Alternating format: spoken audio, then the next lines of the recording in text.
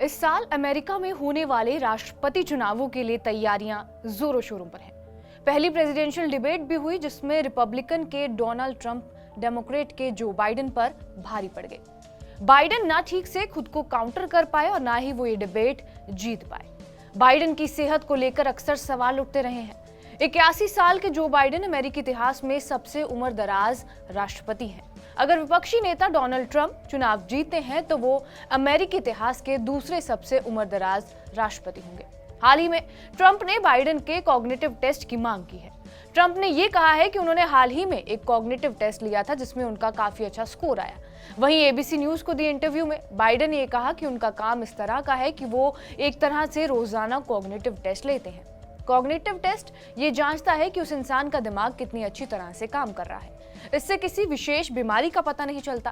Test से ये बात साफ होती है कि क्या उस इंसान को किसी और ब्रेन टेस्ट की जरूरत है या फिर नहीं। इसके अलावा बीते कुछ दिनों पहले ही अमेरिका की फॉक्स न्यूज के पूर्व होस्ट टकर कार्लसन ने यह भी कहा था और ये दावा किया था कि बाइडेन को डिमेंशिया है, जो कि भूलने की बीमारी है। कार्लसन ने कहा है कि अमेरिका के प्रमुख नेता मानते हैं कि बाइडेन का मानसिक संतुलन कुछ समय से ठीक नहीं है।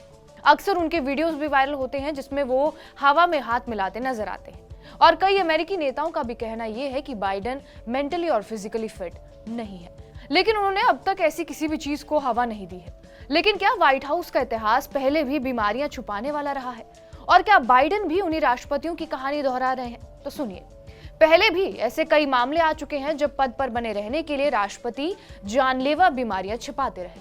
अमेरिका में 2 कार्यकाल रह चुके ग्रोवर क्लीवलैंड बीमारी छिपाने के लिए अपनी सर्जरी एक जहाज में करवाई। उन्हें स्टेज 3 का माउथ कैंसर था और उन्होंने ये बीमारी छिपाई रखी थी। समुद्र की उछलती लहरों के बीच हो रही सर्जरी में डॉक्टरों के हाथ कांपने का खतरा था जिससे मामला बिगड़ सकता था, लेकिन उन्होंने ये रिस्क लिया। उस समय क्लीवलैंड ठीक होकर लौटे, लेकिन जल्द ही उनकी मौत हो गई। माना जाता है कि यह समुद्री सर्जरी का नतीजा था जिसकी वजह से कैंसर खत्म नहीं हो सका। इस बारे में आम जनता को काफी देर बाद जानकारी मिली। इसके अलावा लगातार 3 बार राष्ट्रपति रह चुके फ्रैंकलिन रूजवेल्ट का किस्सा सबसे अलग है। 40 साल की उम्र में रूजवेल्ट को पोलियो हुआ जिसमें उनके दोनों पांव बेकार हो गए। ये वो समय था जब पोलियो के कारण लाखों जानें जाती थी और जो बचते वो अपाहिज हो जाते। रूजवेल्ट ने जब अपने पहले कार्यकाल के लिए दावेदारी की तब वो व्हीलचेयर पर ही थे। अमेरिकियों को इस बारे में कुछ खासा जानकारी नहीं थी क्योंकि उस समय इतना टीवी और कैंपेनिंग नहीं हुआ करती थी। व्हाइट हाउस पहुंचने के बाद वो लगातार कई बीमारियों से घिरते रहे, लेकिन किसी को भी इस बारे में जानकारी नहीं हुई। यहाँ तक कि जब रूजवेल्ट को पहला अटैक आया और मीडिया ने सवाल किया तो ये कहा गया कि उन्हें डाइजेशन की समस्या हो रही है। इसके अलावा वुड्रो विल्सन का नाम भी इस लिस्ट में शामिल है।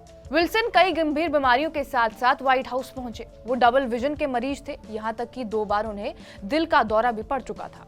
उनके शरीर का दायां हिस्सा काम तक नहीं करता था। कागजों को पढ़ने और साइन करने में वो काफी समय लगाते थे। स्ट्रोक के बाद वो व्हीलचेयर पर आ गए, लेकिन इस बात को लंबे समय तक छिपाए रखा गया।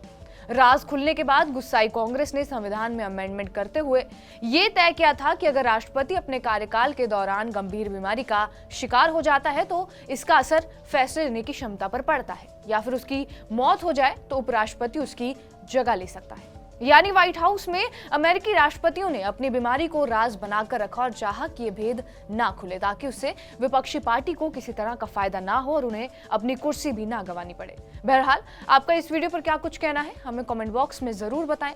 बाकी देश और दुनिया की तमाम बड़ी खबरों के लिए बने रहिए हमारे साथ TV9 डिजिटल पर।